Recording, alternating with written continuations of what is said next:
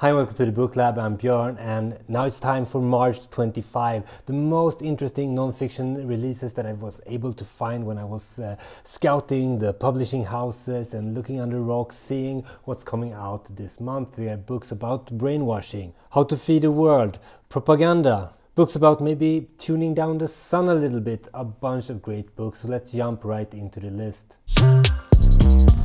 I'm a bit late this month. I've been really sick with the flu, so unfortunately I was not able to present the March releases in time, but better late than never. The first book is The Instability of Truth, Brainwashing, Mind Control and Hyper-Persuasion. It's by Lemov and it's out on March 25th. An acclaimed historian of science uncovers the hidden history of brainwashing and its troubling implications for today. Super interesting topic. I really want to know about the history of brainwashing. It's a topic that I never explored. Because brainwashing affects both the world and our observation of the world, we often don't recognize it while it happens, unless, of course, we know what to look for. The Instability of Truth exposes the myriad ways our minds can be controlled against our will, from the brainwashing of American POWs in North Korea to the more soft brainwashing techniques of doom-scrolling social media.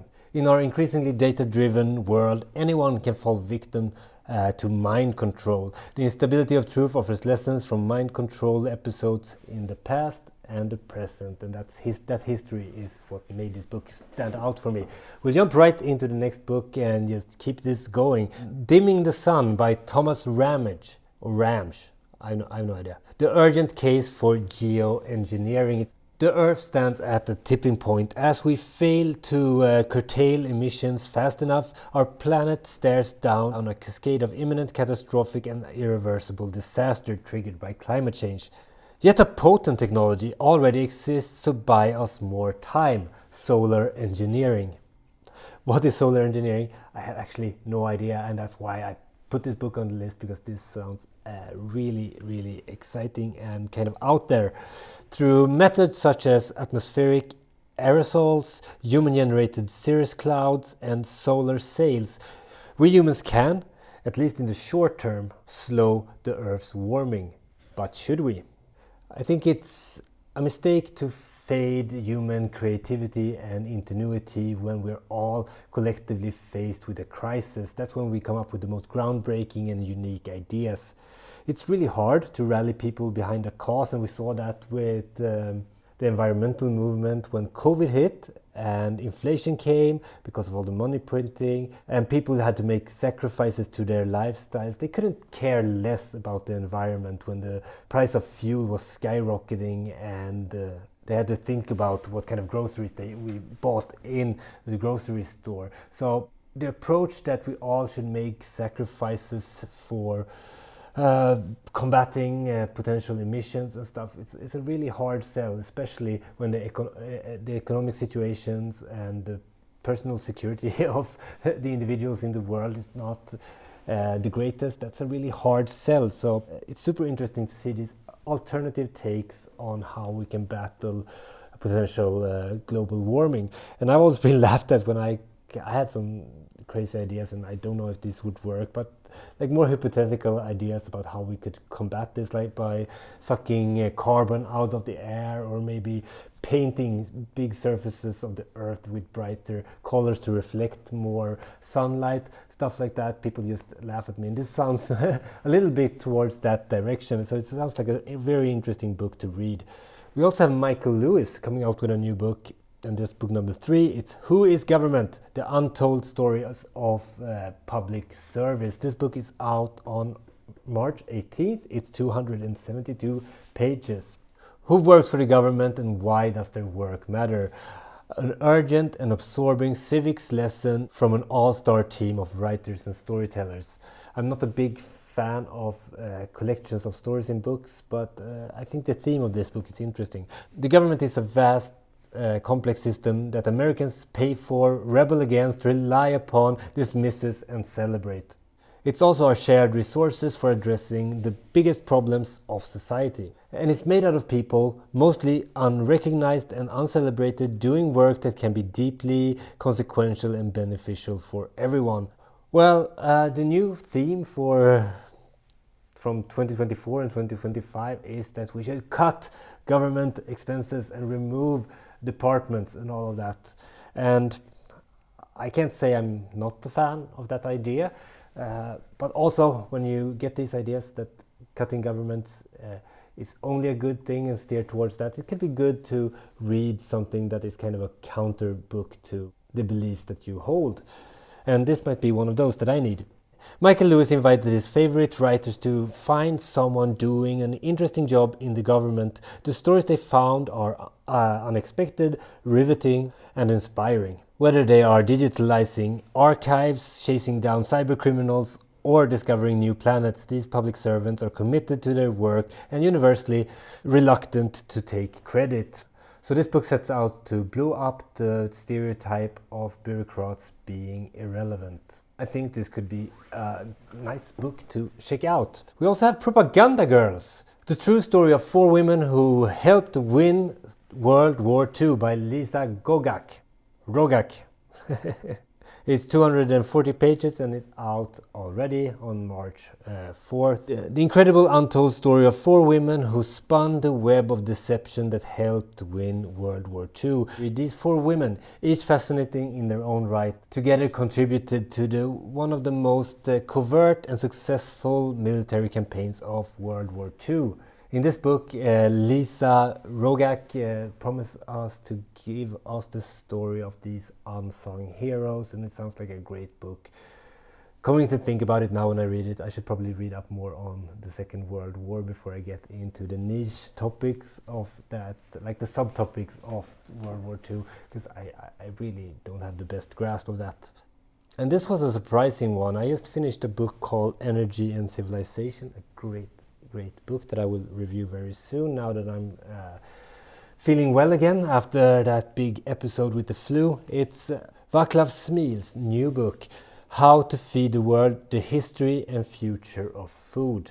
It's out on March 19th. It's 272 pages, so it's not a big thick beast like this one.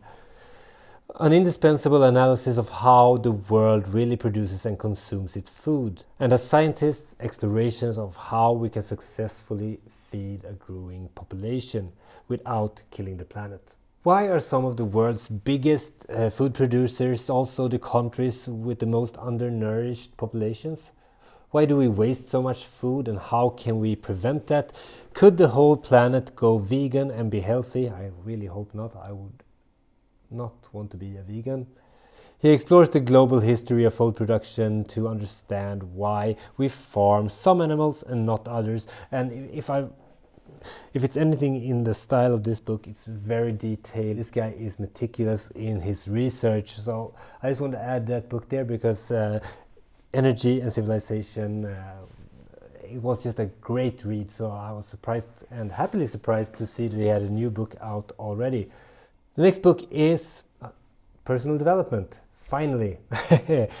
Olga Khazan, Me, But Better, The Science and Promise of Personality Change. It's out on March 21st, 288 pages. Is it really possible to change your entire personality in 1 year? So this is a book about an experiment in changing personality. Research shows that you can alter your personality traits by behaving in ways that align with the kind of person you would like to be. A process that can make you happier, healthier, and more successful. So this is basically Fake It Till You Make It, the book. And sounds quite interesting. In Me, But Better, Olga embarks on an experiment to see whether it's possible to go from dwelling in dread to radiating joy. For 1 year, Olga reluctantly clicks yes on her bucket list of new experiences, from meditation to improv to sailing, and these are things that forced her to at least act happy. With a skeptic's eye, Olga brings you on her journey through the science of personality, presenting evidence-backed techniques to help you change your mind for the better.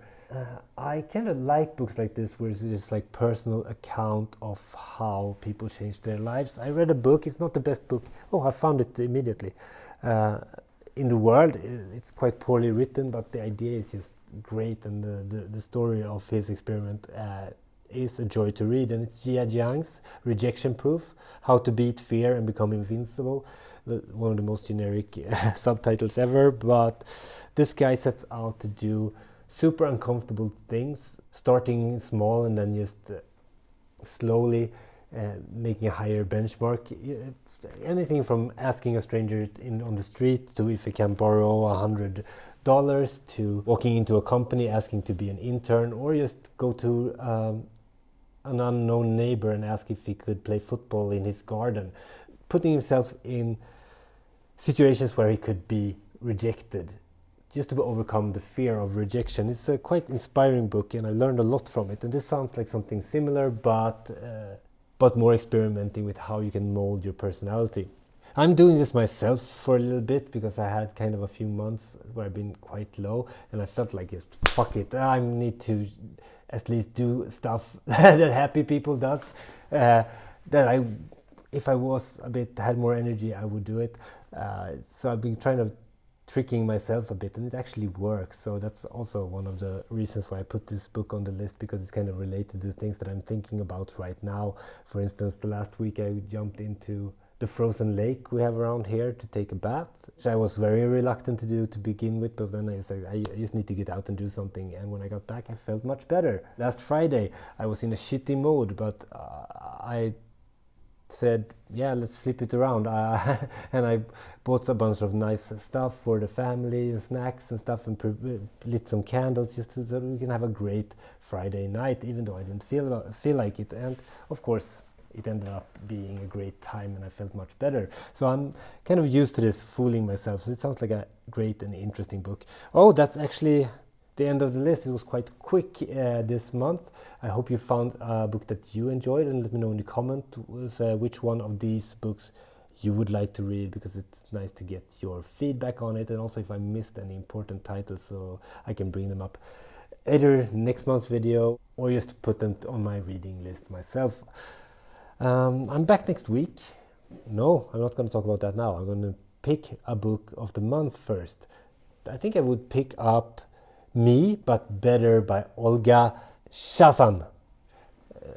Quite short read, super interesting, aligned with things that are going on in my head right now, and I'm also due for some more personal development books. So that's just me. Let me know what you think in the comments below, and see you next week with more book reviews. So I'm gonna get back to the weekly schedule, so we'll get reviews out and all of that. So happy reading. See you next week. Björn out.